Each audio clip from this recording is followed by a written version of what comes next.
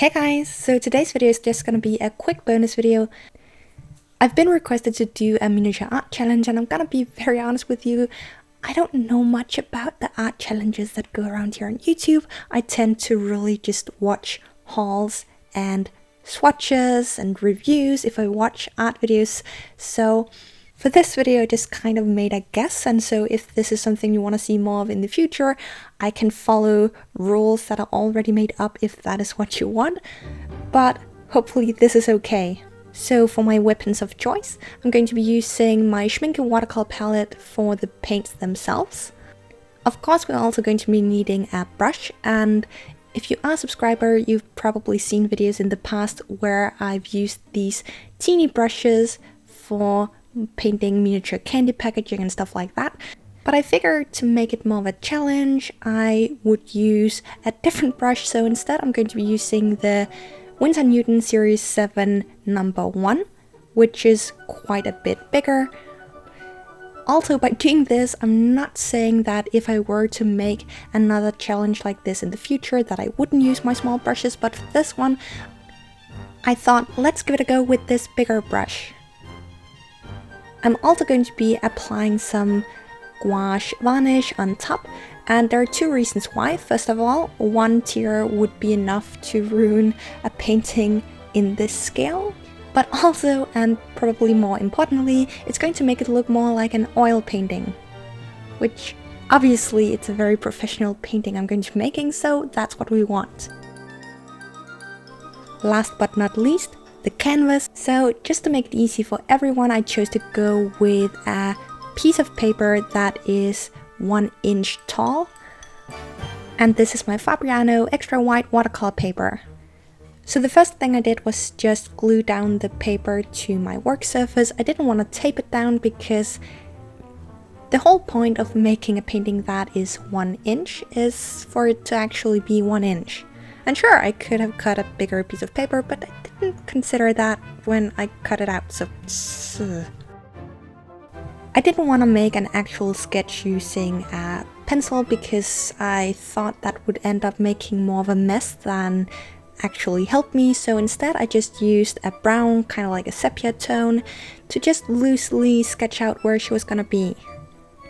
One thing I do want to make a quick note of is that for some of the colors, not right in the beginning, but later on, I am mixing in some white gouache with the watercolors. That is just the way I like working with watercolors. I know the paper is supposed to be the white, but the thing I don't like about watercolors, which makes no sense because that is probably the whole point, is the transparency. And so you might be wondering then, why choose watercolors in the first place? Well, the thing that made me fall in love with watercolors and make me really enjoy using them was actually painting stuff like the miniature candy packaging, because the huge advantage here when painting something that is in a small scale compared to using acrylic paint is that the watercolor lays flat, and so you don't get all those small bumps that can make a tiny surface look really bad. So why Mona Lisa? Well, very first thought that popped into my head was to paint a majestic looking unicorn, but the reason why I chose to make Mona Lisa is, well, gotta be careful saying that everyone knows what she looks like and what that painting looks like, but I figured probably most people would have an idea of what Mona Lisa looks like, so that is my sole reason for choosing this subject. And I'm going to be honest, this is not going to be perfect. There comes a point when you're working on it and you just ask yourself, is anyone actually going to watch this? And I mean, there is always the possibility of no one actually wanting to watch a video like this, so in that case it would have been really sad to have put your entire heart and soul into it. I want to apologize if she looks a bit squished in the video. I wasn't able to get the camera right above the paper because then I wouldn't be able to see what I was doing. I tried getting the best angle possible without making it more difficult for myself than necessary, so I'm really hoping this is okay.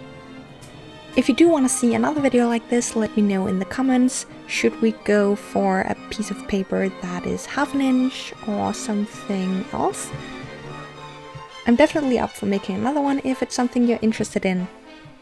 Also, if you do want me to post another one at some point, please let me know if you wanted to go faster or slower. I didn't know how much to speed it up because I didn't want it to go by so fast that you couldn't see what I was doing.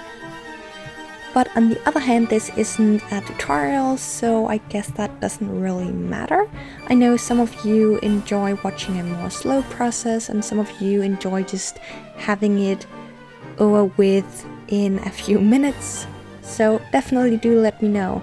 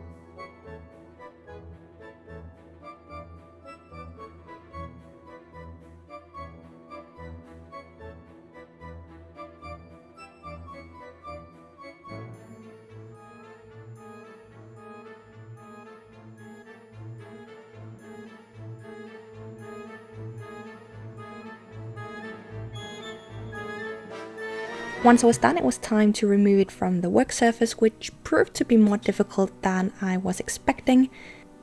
I clearly used way too much glue.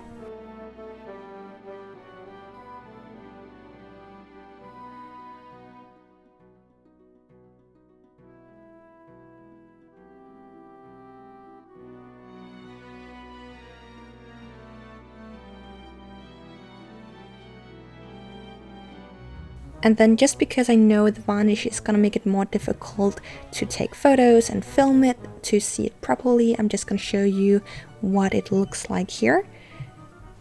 And then as the very last step, I just added the varnish on top. Now, because this isn't a water-based varnish and is meant for gouache, it's not gonna make the watercolor smear. So no need to worry about the small details.